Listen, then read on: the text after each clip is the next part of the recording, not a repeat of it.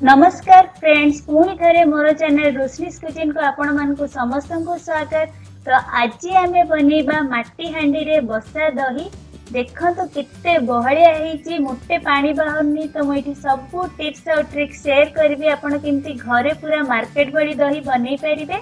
तो ये मु 1 लिटर क्षीर को गरम कर देइछि। पूरा लो जाल रे गरम करंतु। देखो क्षीर उतरवा को आसिलानी। मु एबे गैस टा ऑफ कर देली।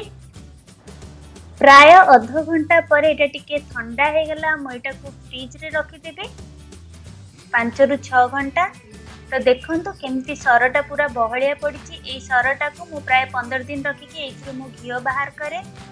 एबे एटा को मु पुणी थरे गरम कली। या द्वारा आमर क्षीरटा बहुत बहलिया हबो, तो दही बढ़िया बसिबो। प्राय अध घंटा पर एटा टिके उषुम हो जिवो। एबे देखंतु टिके दही नहीं कि मुझे को भल से एमती व्हिस्क कर दोची। तापर आमर क्षीरटा ठंडा हो गलानी। प्राय 80% मात्र उषुम अच्छे। तो यहीटा को आम भल से मिसई दबा और कंटिन्यूअस ताको व्हिस्क करछि। या द्वारा आमर दहीटा बहुत बढ़िया बसिबो। आपण जेते बेले भी दहीटा नेबे गोटे नुआ बासन रे ही दहीटा को बसेबे। केबे भी खट्टा दहीटा नेबेनी, टिके फ्रेश दही नेबे। और टिके जो दहीटा बहलिया थिबो सेटा को ही नेबे।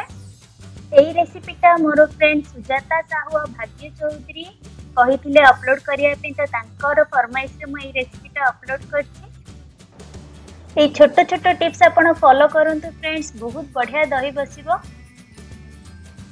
मोर चैनल रो वीडियो जदि आपन को भल लागुची फ्रेंड्स, ए वीडियो को शेयर करंतु, मो चैनल को सब्सक्राइब करंतु। नेक्स्ट वीडियो आपण माने कोन देखिबा को चाहउछनी मते कमेंट रे निश्चय जणांतु। मु पक्का बनेबी। देखंतु एटा केते भल से मिसी गला। मु गोटे स्टील बासन को काढी देली कारण एटा ढाळीबा को मते इजी हबो। तो एमती आपण भल से सीटा को फेंटंतु। एठी मु आउरी केतेटा टिप्स आपण को देबी, सेगुडा को भी आपण फॉलो करंतु। एठी देखंतु मु केतेटा सुखिला लंका कंचा लंका नेइची। जदि आपण जगह बहुत ठंडा अच्छी कि दही भल से बसुनी, तो आप एमती सुखिला लंका कंचा लंका भी बसिकी करें। दही बहुत बढ़िया बसिबो। किंबा कौन मोटा टावलटा नहीं घोड़े की रखिपारे, कौन अंधार जगह रखिपारे।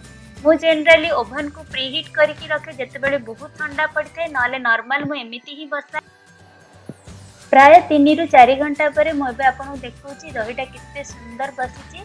चामच रे काढ़ी देखुची। देखंतु कितने बहलिया बसची, मोटे पानी बाहरनी। आपण राति रे टिके अवॉइड करंतु दही बसाया पे, नहले दही खट्टा हो जिवो। दिन बेले ही ट्राई करंतु। आउ फ्रेंड्स, मोर फेसबुक इंस्टाग्राम पेज को भी फॉलो करंतु। सेठी मु केते रेसिपी रो अपडेट करथाउची। रहिली, नमस्कार।